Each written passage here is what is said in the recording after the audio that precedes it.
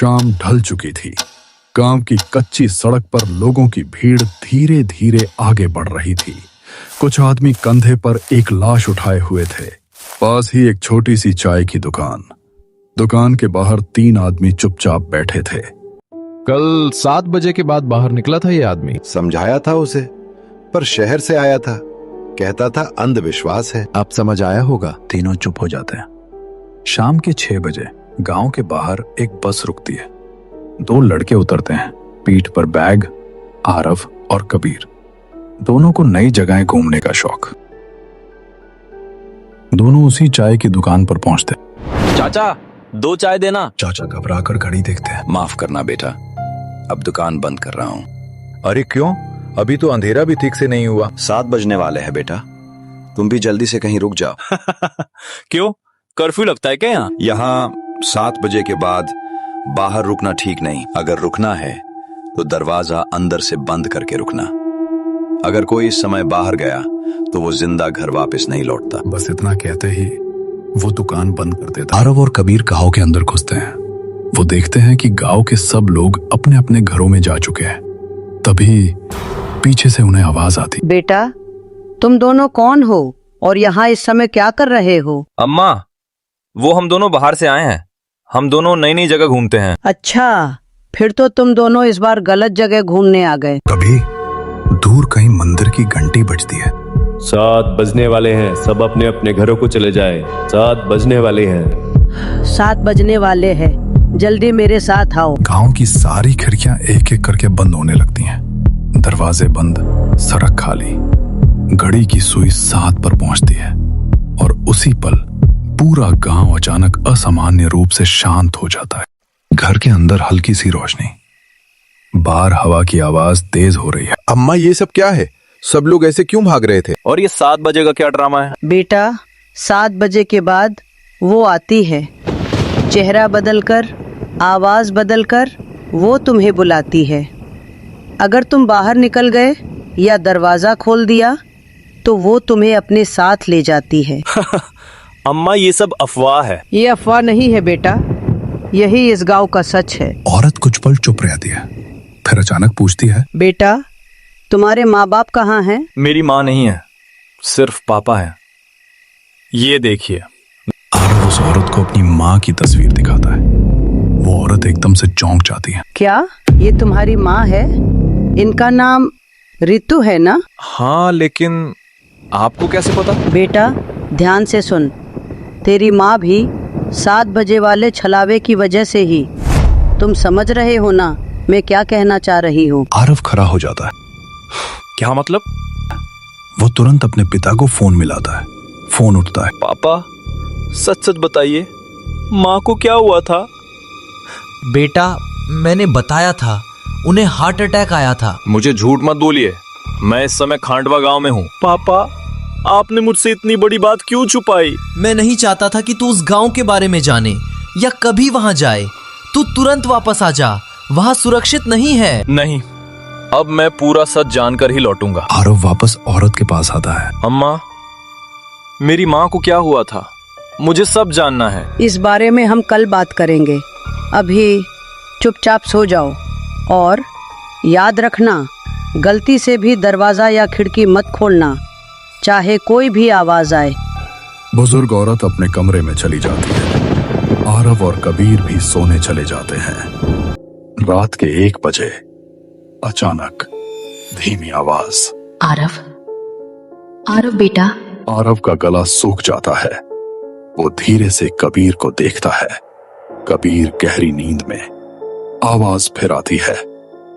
आरव, मैं हूं रितु, तुम्हारी माँ। आरव धीरे से उठता है, दूसरे कमरे में जाता है, खिड़की के पास खड़ा होता है। बाहर अंधेरा और घर के बाहर साड़ी में एक औरत खड़ी है।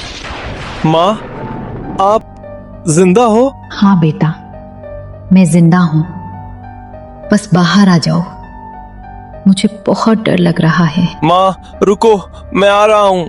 वो दरवाजे की तरफ बढ़ता है, तभी पीछे से तेज आवाज। बेटा, ये तुम क्या कर रहे हो? मैंने मना किया था ना। अम्मा, बाहर मेरी माँ खड़ी है, वो जिंदा है। अरे बेवकूफ, वो तेरी माँ नहीं है। आरव, बेटा, इस औरत की बात मत सुनो। बेटा, वो अंदर नहीं आ सकती, इसीलिए तुझे बाहर बुला रही है। अचानक आरव की माँ बिना कुछ बोले वहां से जंगल की तरफ चल देती है और आरव चुपचाप उसे देखते रह जाता है।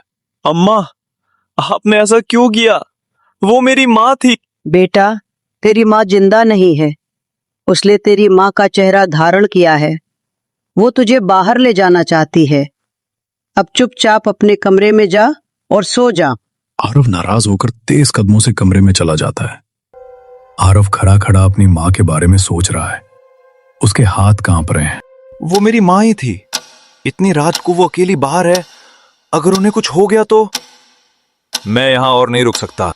वो दरवाजे की तरफ देखता है, कुछ पल सोचता है, फिर धीरे धीरे दरवाजा खोलता है। कबीर अब भी सो रहा है।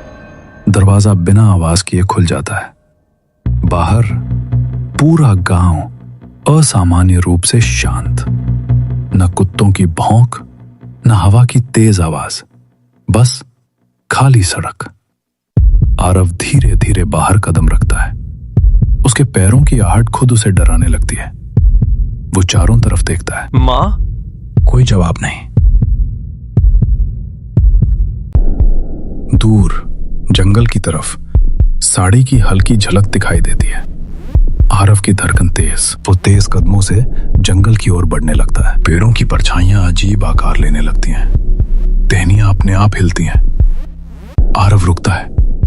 उसे फिर वही आवाज सुनाई देती है। आरव, इधर आओ बेटा। आवाज अब और भी अंदर से आ रही है, जंगल के बीच से। आरव बिना सोचे उस दिशा में बढ़ जाता है। आरव जंगल के बिल्कुल बीच आकर रुक जाता है। चारों तरफ घना अंधेरा। अचानक वो जो देखता है उसकी रूह कांप उठती है।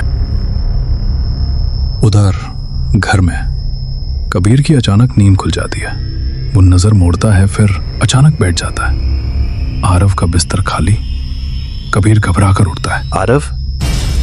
वो तुरंत बुजुर्ग औरत के कमरे की तरफ भागता है। अम्मा, अम्मा, आरव कमरे में नहीं है।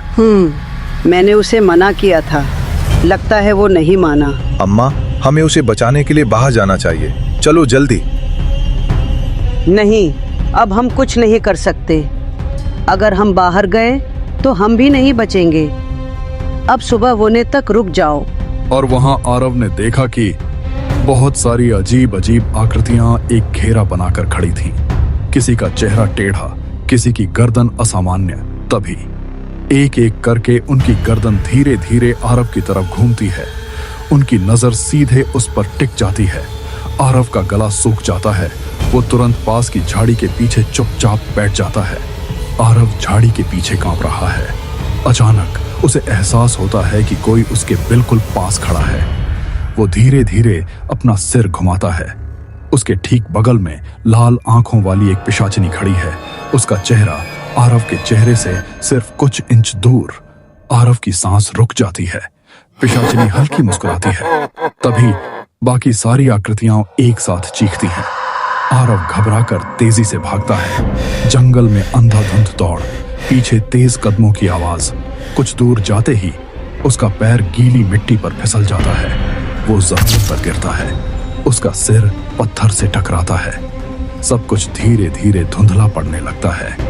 आखिरी चीज जो वो देखता है, और फिर अंधेरा। आरव बेहोश हो जाता है। धीरे धीरे आसमान का रंग बदलने लगता है। काली रात अब नीली पड़ रही है। पंछियों की हल्की आवाजें। कबीर पूरी रात जागता रहा है। दरवाजे के बाहर हल्की रोशनी दिखती है। कबीर तुरंत उठता है। अम्मा, सुबह हो गई, अब तो चलो, हमें आरव को ढूंढना होगा। हाँ, अब चल सकते हैं, लेकिन जो देखोगे उसके लिए खुद को मजबूत रखना। कबीर का दिल और जोर से धड़कने लगता है। सुबह की हल्की धूप जंगल के किनारों को छू रही है, लेकिन अंदर अब भी सन्नाटा। कबीर और अम्मा धीरे धीरे जंगल के अंदर बढ़ते हैं। आरव भाई, कहाँ है तू? कोई जवाब नहीं आता। अचानक अम्मा रुक जाती है। उसकी नजर एक बड़े पेड़ पर टिक जाती है। कबीर भी धीरे से देखता है और उसकी सांस अटक जाती है। पेड़ की मोटी शाखा पर आरव की लाश लटक रही है। उसका शरीर बिल्कुल शांत, चेहरा फीका, आंखें आधी खुली हुई। कबीर के हाथ कांपने लगते हैं। आरव, ये तूने क्या किया? अम्मा ने तुझे मना किया था ना, क्यों नहीं माना तूने? अम्मा कबीर को वहां से अपने घर ले जाती है और उसे अपने घर जाने के लिए कहती है। कबीर उनकी बात सुनकर उसी दिन बस पकड़कर वापस चला जाता है। बस उस दिन के बाद उस खांडवा गांव में कोई भी नया आदमी नहीं आया, क्योंकि अब उस गांव को श्रापित गांव के नाम से जाना जाने लगा था।